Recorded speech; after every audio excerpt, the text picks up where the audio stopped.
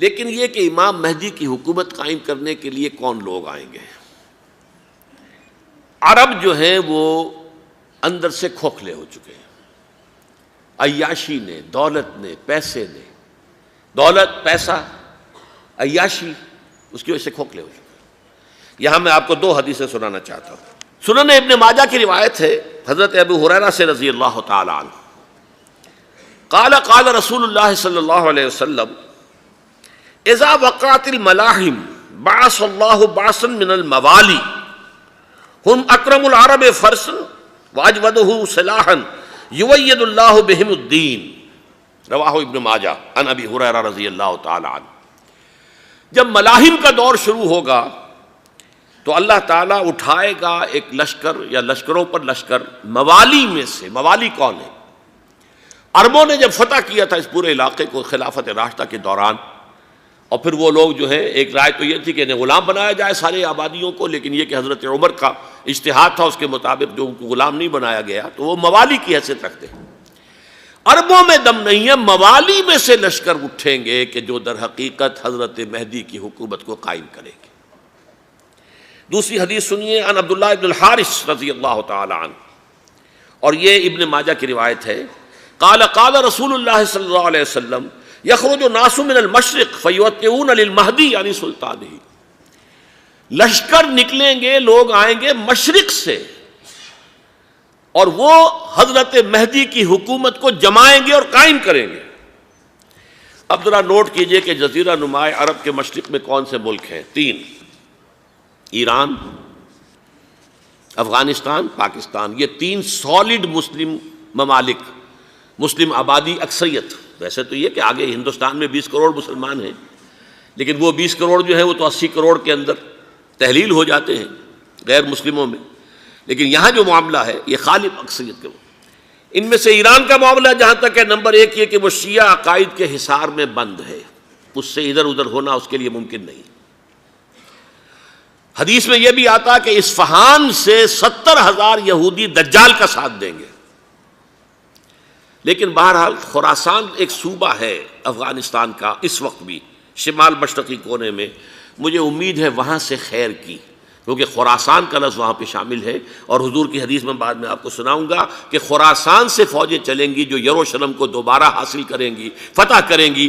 جیسے پہلے یروشلم کھویا عربوں نے تھا، دوبارہ حاصل کیا تھا کرد نے، کرد خون صلاح الدین ایوبی رحمۃ اللہ علیہ، ایسے اب پھر عربوں نے کھویا ہے، لیکن لینے والے خراسان سے لشکر آئیں گے۔ یخرج من خراسان رایات سود لا یردھا شیء حتی تنصب بإیلیا، خراسان کے علاقے سے کالے علم لے کر لشکر چلیں گے جن کے رخ کو کوئی موڑ نہیں سکے گا جب تک کہ وہ جا کر یروشلم میں نصب نہ ہو جائے۔ اس کے بعد نام آتا ہے پاکستان کا۔ یہ ہے میری اور آپ کی داستان، اور یہ ہے سبب جس کی وجہ سے کہ میں آپ سے یہ گفتگو کر رہا ہوں۔ اصل میں تو کس لیے؟ محض ایک علمی استفادہ، محض اپنی بات آراء کو ظاہر کرنے کا شوق نہیں، بلکہ یہ کہ اپنی ذمہ داری ہم پہچانیں کہ ہم کس مقام پر کھڑے ہیں۔ دیکھیے، اس پاکستان کے بارے میں یا ہندوستان کے بارے میں علامہ اقبال نے کہا تھا اپنے ترانہ ملی میں، میر عرب کو آئی ٹھنڈی ہوا جہاں سے، میرا وطن وہی ہے، میرا وطن وہی ہے۔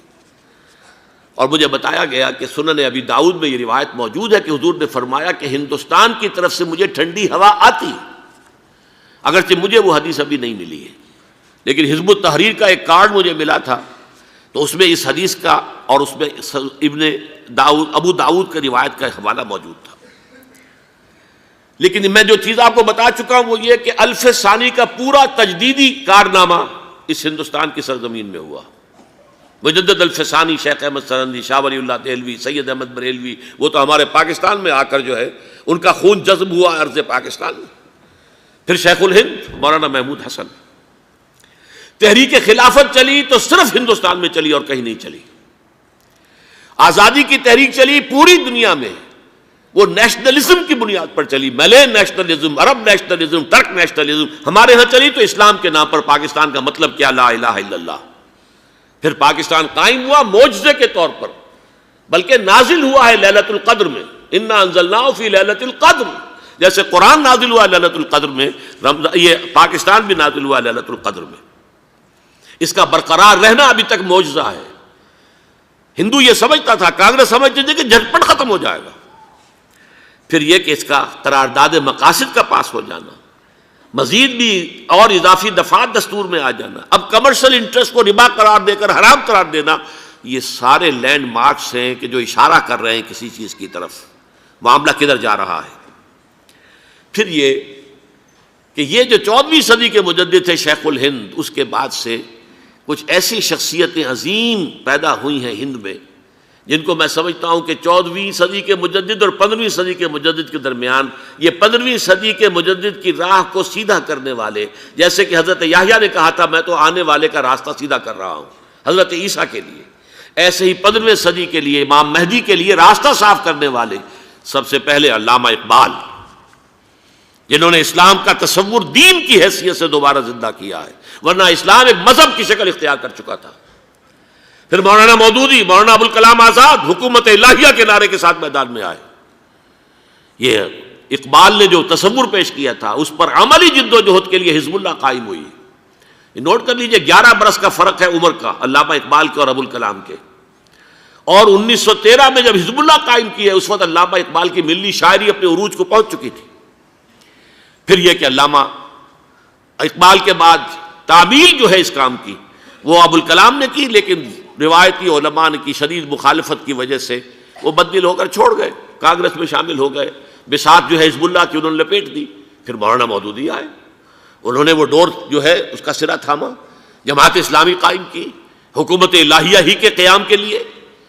اگرچہ میرے نزدیک یہ کہ وہ انتخابی اور ایک قومی سیاست کی ایک جماعت بن کر پاکستان میں جو ہے دلدل میں پھنس گئی ہے، اب ہم اس کی کوشش کر رہے ہیں، تنظیم اسلامی اور یہ تحریک خلافت جس کے تحت یہ جلسہ ہو رہا ہے، یہ ساری چیزیں وہ ہیں کہ آپ کو سوائے پاکستان کے اور کہیں نہیں ملیں گی پوری دنیا میں۔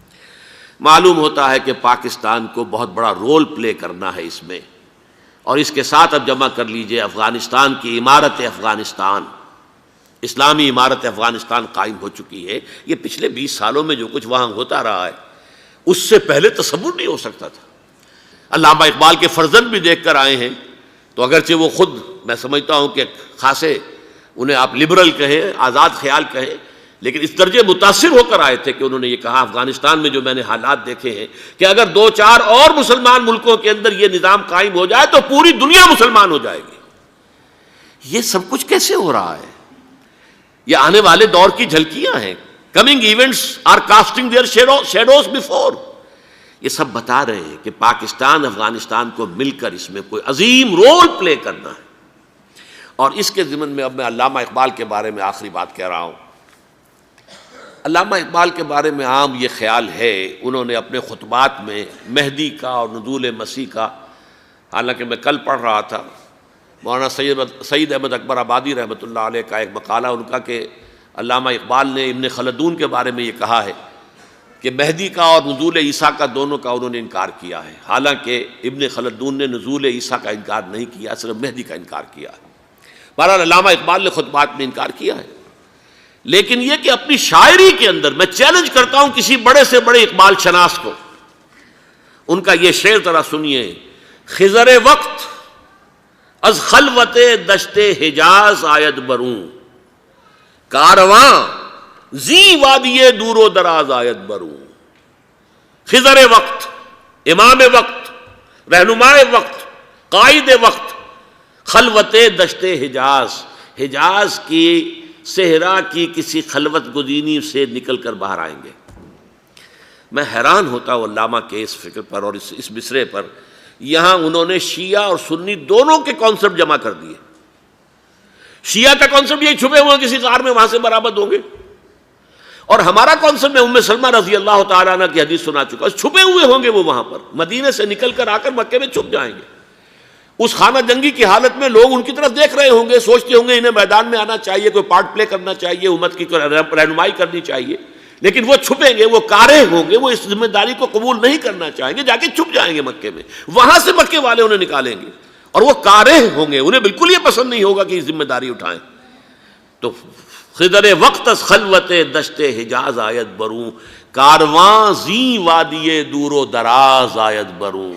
کارواں جو چلے گا ان کی مدد کے لیے اس وادی دور و دراز، اس زی عظیم وادی دور و دراز، یہ وادی سندھ ہے۔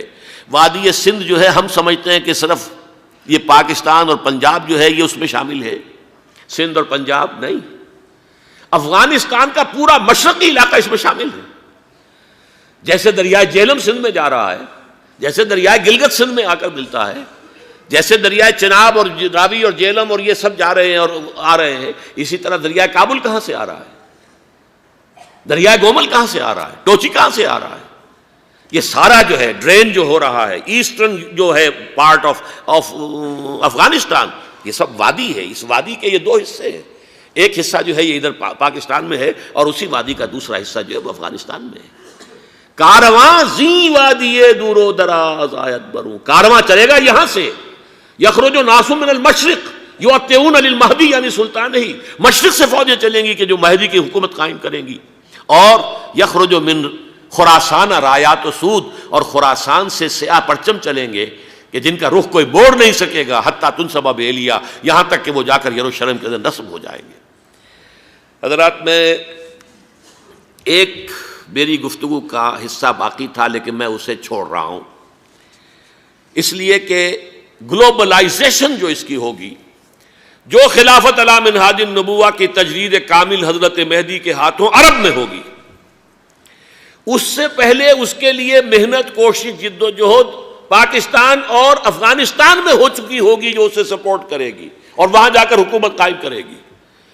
اس کے بعد گلوبلائزیشن کا جو مرحلہ اس کا ہے وہ حضرت مہدی کے ہاتھوں نہیں ہے، وہ حضرت عیسیٰ ابن مریم ان کے نزول کے بعد ہے، جن کے نزول کے بعد دجال کا خاتمہ ہوگا اور یہودیوں کا استحصال ہوگا، مسلمانوں پر بھی بڑی تکالیف عربوں پر آئیں گی، شدائد آئیں گے، لیکن یہ وہ میں حصہ ملتوی رکھتا ہوں کسی دوسری محفل اور کسی دوسری مجلس اور نشست پر۔